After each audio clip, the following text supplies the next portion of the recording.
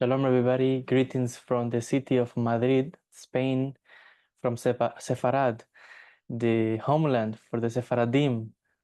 It's really an honor to be once more here in Madrid and to be able to learn the Torah and to explain the parashat of the week, Parashat ha-shavua, from the capital of Spain makes me really honored and proud. Besat Hashem, I would like to briefly explain a few of the insights on the Parashat Vayitzei from the commentaries of Rabbi Yoel Haim, Rabbi Ben Ishchai, Mekubal from Baghdad. As you know, these are the insights that we're bringing in this series of videos on the Parashat Shavua from the insights of Rabbi Yoel Haim from his book Aderet Eliyahu. There are amazing Hidushim in Parashat Vayitzei. The Chacham Rabbi Yoel Haim brings regarding the secrets of the tikkun of the name of Hashem connected to the marriage of Yaakov Avinu with Leah and Rachel. But let's allow Rabbi Yoel Haim himself to teach us. So we'll start quoting a few of his insights from the parashat, and then we will expand B'ezrat Hashem. Parashat Vayitzei, Rabbi Yoel Haim calls the attention to the pasuk in Bereshit 28, verse 13, that says, "Vehine Hashem nitzav alav," and Hashem was standing over him. If you remember, this is the moment in which Yaakov Avinu left Beersheba and went to Haran. And he says that he went to sleep and he saw in his dream this stairway that go all the way up to heaven. He saw angels. And suddenly he realized that Hashem was standing over him. So Rabbi Yoel Haim says, he says, "Vehine Hashem nitzav alav," and Hashem was standing over him. Rabbi Yoel Haim explains that the gematria of the name of Yaakov is Yud equals 10, Ayin is 70, Kuf 100, Bet 2, meaning the name Yaakov is 182. And he says when it is divided by 7, we get 26. And 26 is the numerical value of the name of Hashem, Yud Kei Vav Kei. If you remember from the parashat of the week before, we explained the secrets of the names of the brothers, Yaakov and Esav. And from the two names, we were able to derive and to prove that Yaakov and Esav were the children of Yitzhak Avinu. And we explained the connection, why also there was need to explain, to prove that Yitzhak was the son of Abraham. We see that in the Jewish tradition, in the Jewish culture, we bring and give a lot of attention and importance to genealogy. Where are you coming from? Who is your father? Who is your mother? Who are your grandparents? What's your lineage? This is very, very important to us. And we also know that names are important. We just don't name a person just randomly with any name. But as you can see from here, the name Yaakov itself, when divided by 7, equals 26, which is the numerical value of the name of Hashem. Shem Meforash, Yud Kei Vav Kei. And it says here, hence we were told in the pasuk, "Vehine Hashem nitzav alav," to mean that he was standing specifically over him. There is a note here that says that the remes is that Yaakov Avinu, alav shalom, is to make tikkun for the lower 7 sefirot, Chesed, Gevurah, Tiferet, Netzach, Od, Yesod, and Malchut. Each of these sefirot is also called by the name of Havaya, the name of Hashem, which is different according to the Nikud, such as the Segol in the Yud for Chesed, and the Sheva, or in the Yud for Gevurah, on the Holam, on the Yud for Tiferet, and so on, so on, so on. So this is very interesting here that we see that Yaakov Avinu is making specific tikkun for the name of Hashem. Now, keep this in mind while we continue our explanation of this parashat, Vayitzei. The journey of Yaakov Avinu into outside of Eretz Israel, to a foreign country, people that have different beliefs, other nations, to the nations of the non-Jews. And remember what we just mentioned, that Yaakov Avinu is making tikkun for the name of Hashem, Yud Kei Vav Kei. Remember those words, because we're going to go back into it in deeper details. Now, Rabbi Yosef Haim also brings another interesting explanation to the pasuk on Bereshit 28:16, when he says, "Achen yesh Hashem b'makom hazeh, ve'anochi lo yadati." Surely Hashem was in this place, and I, meaning Yaakov, did not know. That's when Yaakov wake up after all he experienced. He said, Hashem must be in this place. I didn't know. So Rabbi Yosef Haim calls the attention to the word ve'anochi. He said that the word ve'anochi in this pasuk is redundant, because if you take out that word, the meaning of the pasuk will not change, says Rabbi Yosef Haim. He says that Hashem had promised Yaakov in the pasuk before. What did he say? Vehine anochi imach ushmarticha v'chol asher telech. He says that I am with you and I will guard you wherever you go.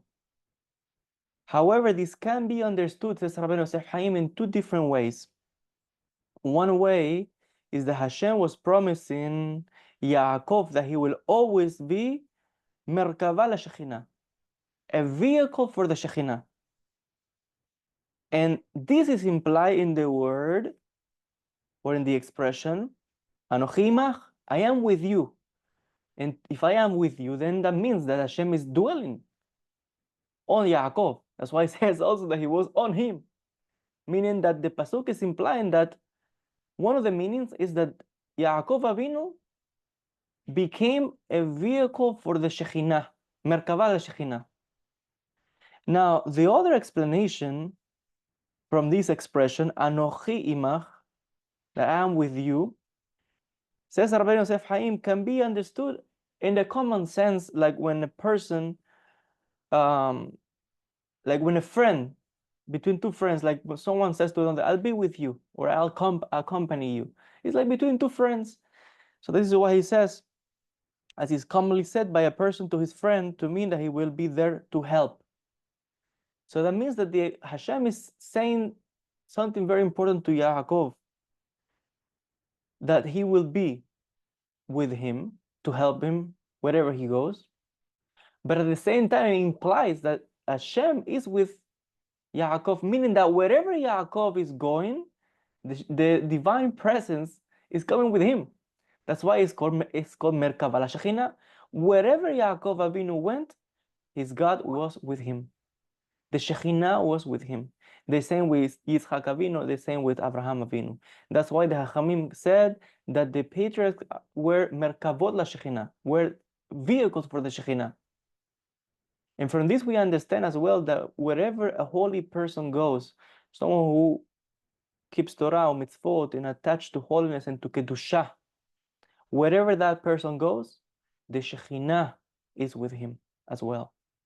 And we all, as descendants of Yaakov Avinu, have the same potential to become vehicles to the Shekhinah, Merkava la-Shekhinah, to become vehicles of the divine presence, that wherever we go, we are spreading light, goodness. And people see on our face, or through our actions, or the way we speak, the way we behave, the way we live, the way we conduct ourselves, that we indeed are a vehicle of the Shekhinah, of the divine presence. People can see this is a holy man of God. This is a holy woman of God. So we all have the potential and the ability to become Merkava la-Shekhinah.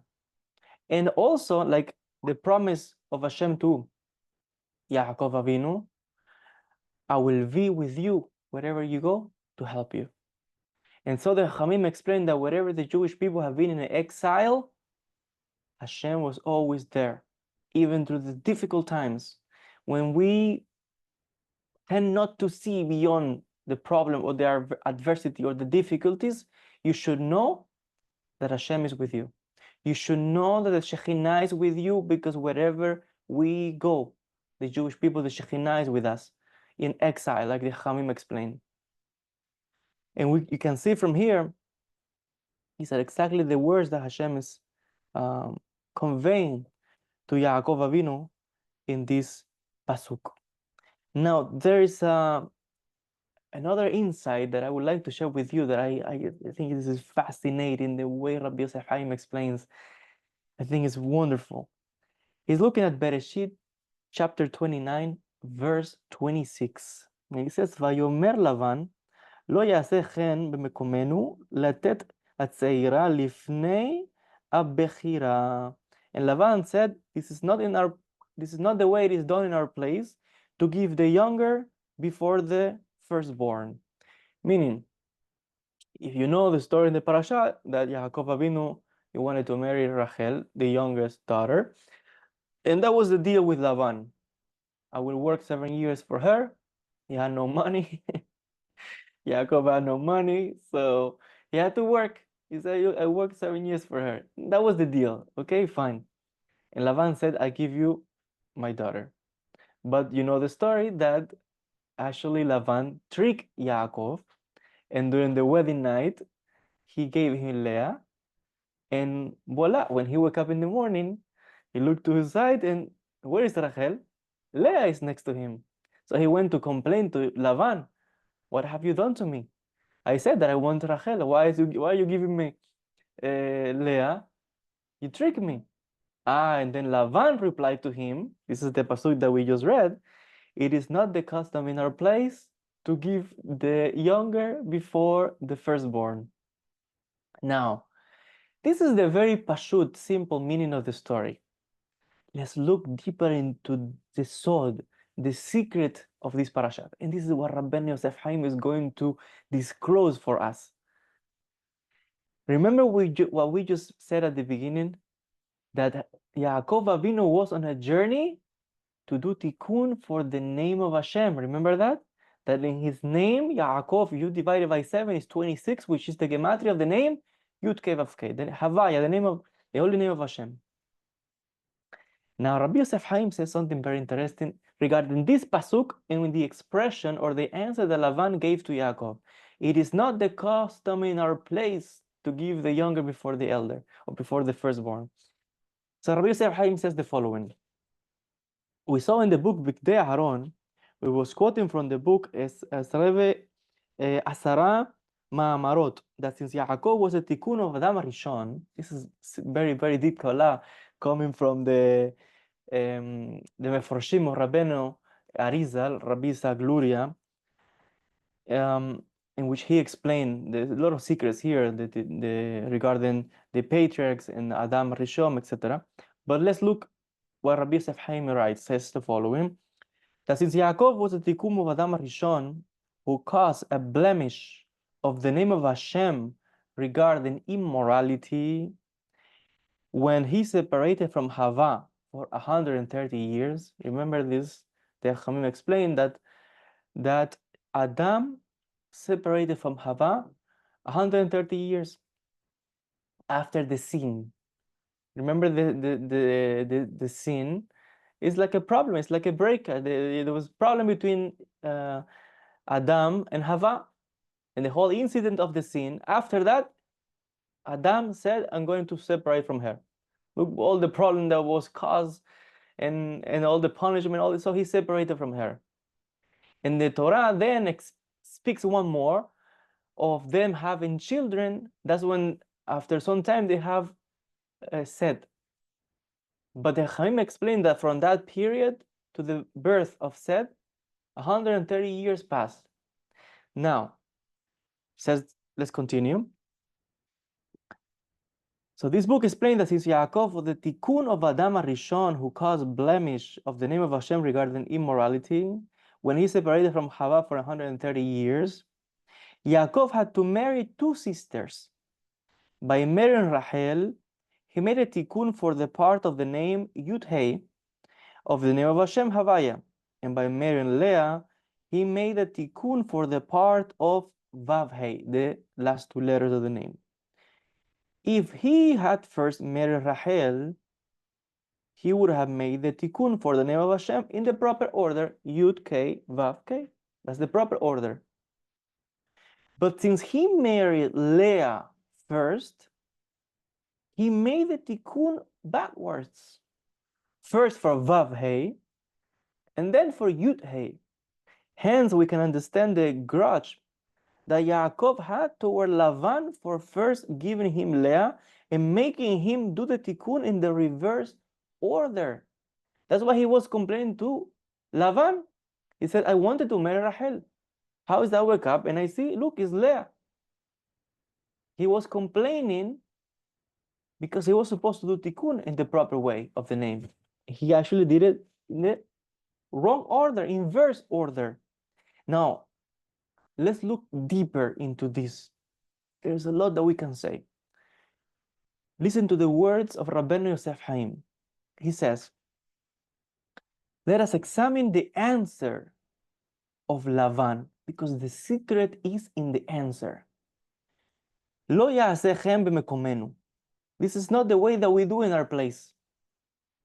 By first reviewing what the Mefarshim told us about the Midrash in Bereshit Rabbah 63:9, when a non-Jewish ruler asked Rabban Gamaliel, who will be king after us? Meaning the non-Jewish person was asking about his country. He said, who's going to be the king after us? Meaning in their land. And he says, the rabbi took a paper and a pen and wrote the answer. What was his answer? The pasuk in Bereshit 25:26.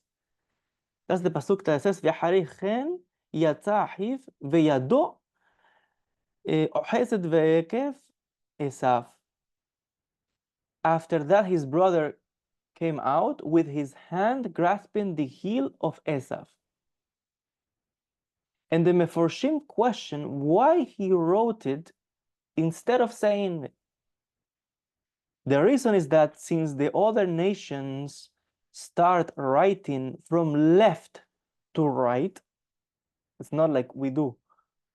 In Hebrew, we read and we write from right to left. But the non-Jewish people, they do opposite, the inverse. They write and they read from left to right. So Rabbi Yoel Haim says, the reason is that since the other nations start writing from left to right, the governor would read it backwards. If you take that pasuk that we just read, that it says that that the boy came out holding the heel of Esav, but if you read it backwards, and the meaning changed completely. It's unbelievable, because if you look at the pasuk, you can read it in the opposite way. In backwards, it reads Esav va'ekev ohezet yado. Esav was holding the heel with his hand. And he would understand it to mean that in the future, Esav will bend under Yaakov and holding his heel. Likewise, when Yaakov complained to Lavan about giving him Leah first, Lavan answered, Lo yaseh chen bimekomenu latet atzaira. We do not do this in our place to give the younger. And bimekomenu meant in his place where the Sitra Hara resides. They write and read from left to right. You know that in the Kabbalah, the left side corresponds to Gevurah. Left means it corresponds also to the Sitra Hara, the Satan, the evil inclination. It's associated with the left side. And the good, the right path is associated with the right hand. So Rabbi Yoel Haim is explaining that in that country that people read from left to right is the place that Sitra Hara resides. And if the governor will read the pasuk, he would understand that it's Esav who is holding the heel with his hand. And from this, you are understanding that it's Esav who is the one who will be ruling over the Jewish nation. Now it says here, they write and read from left to right, meaning backward. Thus, according to him, the tikkun that Yaakov was supposed to do was in the proper order. First the Vav Hey, and then the Yud Hey. meaning that's why he had to marry first Leah and then had to marry Rachel. In other words, the word bimekomenu, in our place, is the key to understand this pasuk. Meaning in Eretz Israel, we do things right, meaning we read and we write from right to left. We always want to start right. And right is the side of Hesed. Hesed is the side of goodness, the proper way. But we associate, as we know, in the tree of life, the Etz Chaim, the Sefirot. On the left side, we associate it with the Sitra Achara, and then we say that's Chutz Eretz Israel. Outside of Eretz Israel, which is Makom Kedusha, it is the place where the Sitra Achara dwells. And that's why it says, the Meforshim explain, that's why the people, the non-Jewish people, they write from left to right. And they read from left to right. And if they read the Pasuk, we read that Esav is the one holding the heel with his hand. So it will create a lot of confusion. And because Yaakov Avinu was not in Eretz Israel, the tikkun had to be done from the end to the beginning. Meaning, from Leah first, and then Rachel. He had to do tikkun first for Vav Hey, and then marrying Rachel had to do tikkun for Yud Hey. There's so many secrets here that I could expand, but it would be too long. And I just want to look deeply into the words of Rabbi Yosef Haim, because we can go even further and say or understand that when a man marries a woman, they are doing tikkun for the name of Hashem. Because we know that in the names of man and woman, the letters of the name of Hashem is hidden. But when there is a marriage between a man and a woman, the proper way, they're doing tikkun of the name of Hashem. They're uniting the letters of the name of Hashem, and that's what Yaakov Avinu was doing. That's why the mission of Yaakov Avinu was so crucial. And that's why it is a mitzvah for a man to get married, to find a wife and get married. And the responsibility falls on the man first. His job, his responsibility to do tikkun, unification for the name of Hashem. But again, this is too deep to go there now. Let's just read a little bit more of the words of Rabbi Yosef Haim, another explanation. There's a lot of things that we can say here. Rabbi Yosef Haim explains and says the following. But before we continue, let me say something else. From this we see the way that Lavan said, no. In our country, we do things different. We do it backwards, meaning inverse things. You have to marry this one first and then the next one. And we work in different ways. From this, we understand as well that the way of thinking, believing, and understanding of the Jewish people is not the same way as the nations. It's not the same way as the Goyim, the nations of the world. It's totally different. We do it in one way, they do it backwards, twisted in a different way. For them, it might be good, but not for us. We have our own ways and our own tradition. We cannot change our ways. We have our own understanding, believing, the way of believing, our system, everything. The way of thinking of a Jewish person is different from the way of thinking of a non-Jew. And this is what we're seeing from the story of Yaakov and Lavan. Because in that place where the Sitra Achara dwells outside of Eretz Israel, it says we do things in a twisted way, in a different way. So this is very important to understand. That's why the Chamim say, if you hear that the nations, the non-Jews tell you that they have Chokhmah, believe them. And you are allowed to go and learn from their Chokhmah, which means you can learn science, you can learn mathematics, history, philosophy, you can learn all the sciences of the world. But if they tell you that they have Torah, don't believe them. Torah belongs to us, the Jewish people. Non-Jews, they don't have Torah.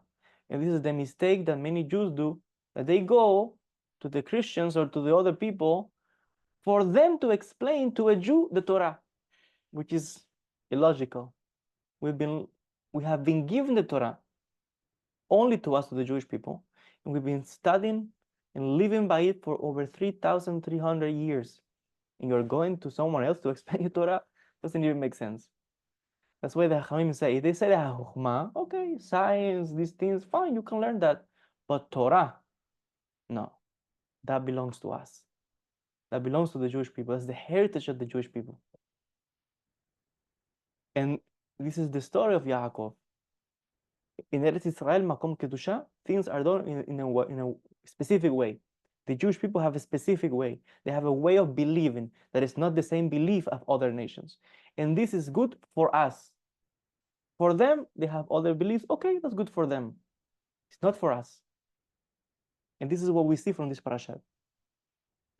Now, Rabbi Yosef Haim continues, he says, we can also explain in Bereshit chapter 28, verse 13, when he says, Ve'hinei Hashem nitzav alav, here Hashem was standing over him, to mean that Yaakov was supposed to make tikkun for the name of Hashem, Havaya, and here the word nitzav would mean that Hashem's name was, meaning stood up, meaning the name was fixed, repair, with alav, meaning through him, through Yaakov Avinu, he was able to do tikkun for the name of Hashem. This is so important. Yaakov Avinu was chosen by HaKadosh Baruch Hu to do tikkun for his name, to unify his name.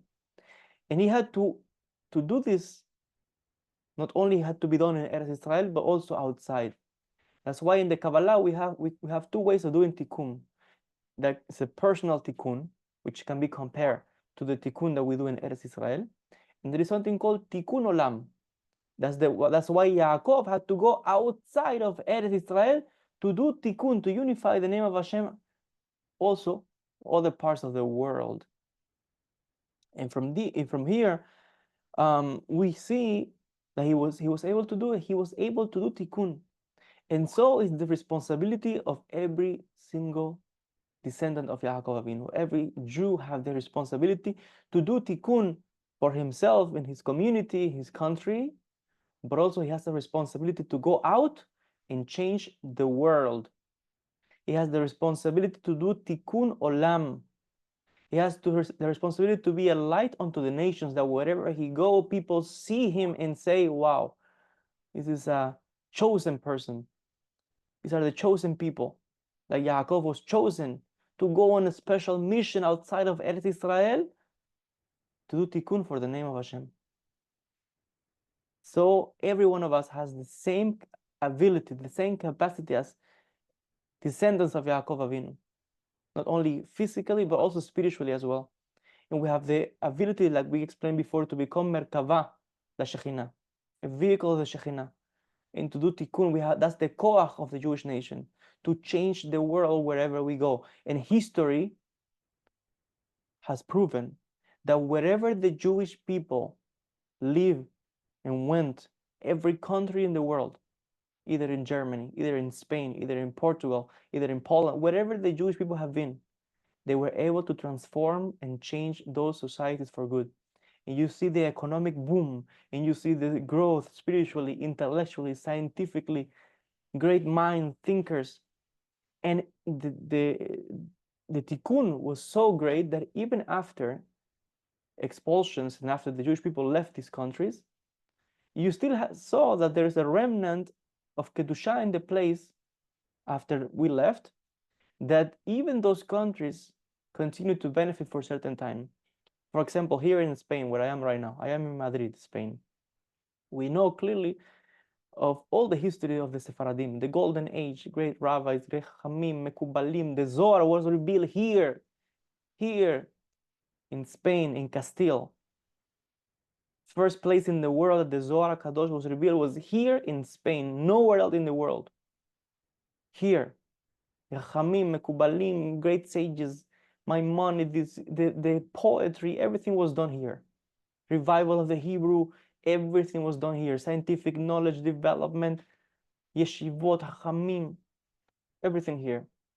And after the expulsion, you have that this country was able to thrive for a little bit, and to able to have at certain period of time a lot of development.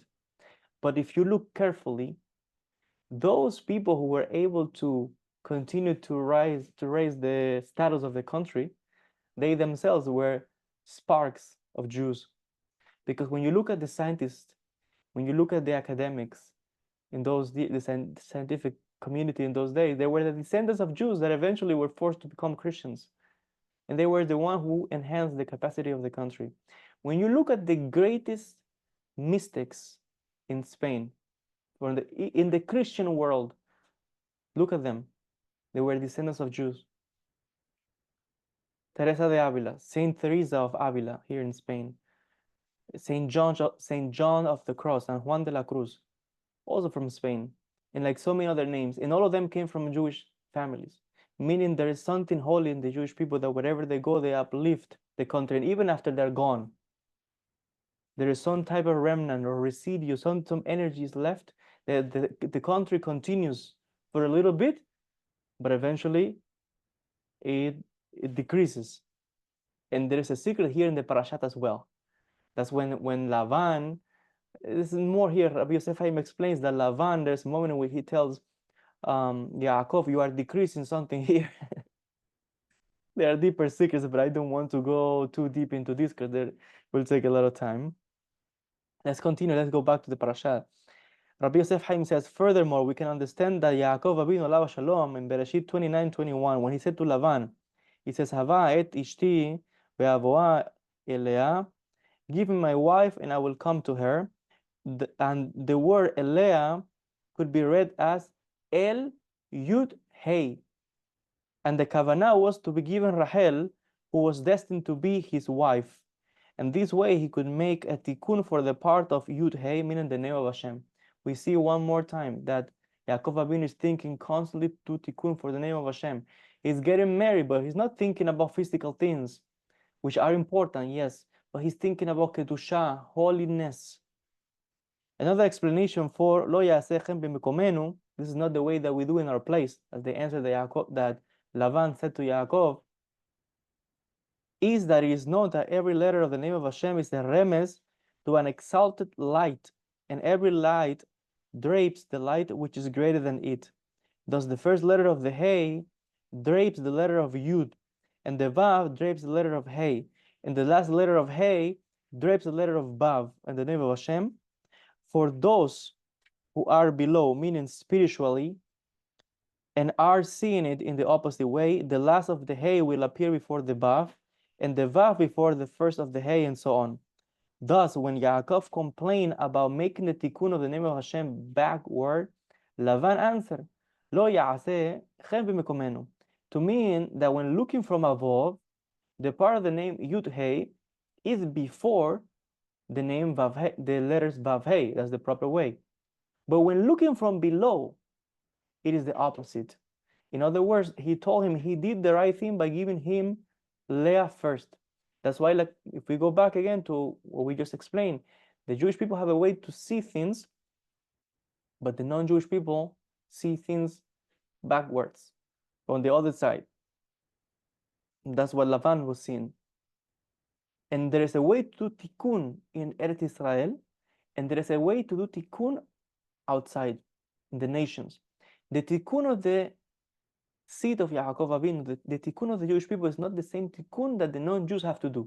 It's a huge mistake to think the tikkun that we do, our job, our purpose, is the same job or purpose of the non-Jews. This is what we're learning from this parashat. In Eretz Israel, the tikkun is done the proper way, the proper order. Yud Kei, Vav Kei. Outside Eretz Israel, outside of Eretz Israel, the tikkun is done in the opposite way. It's done Vav Hei, and then Yud Hei.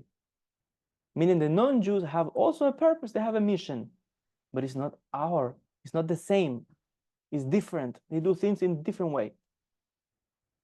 So even though there's some type of, somehow we are all, the whole nations of the world alongside the Jewish nation, and everybody, all souls are doing tikkun in general, tikkun olam, because we are all co-creators with the Almighty. The tikkun of the Jewish nation is very special. It's the proper and the right way. And the way or the things that we need for our neshama are not the same things that non-Jews need for their neshamot. It's not the same. And that's why there's a separation between the Jews and non-Jews. For them it's good, for us no. And what is good for us, it doesn't apply to them. The things that were commanded to us in the Torah belongs to us only for us, Torah mitzvot. Hashem never commanded them to do Torah mitzvot. They're supposed to be ethical and to do good things. That's excellent. but there are things that only apply to the Jewish people, because the tikkun of the neshama of the Yehudi is different. The tikkun of the neshama of a goyim, of a goyim is different. Everyone has their own role, or their own purpose to fulfill within God's creation. And this is very important to understand. The last thing that I want to mention, just to conclude with this explanation, is a little paragraph. Rabbi Yoel Haim explains.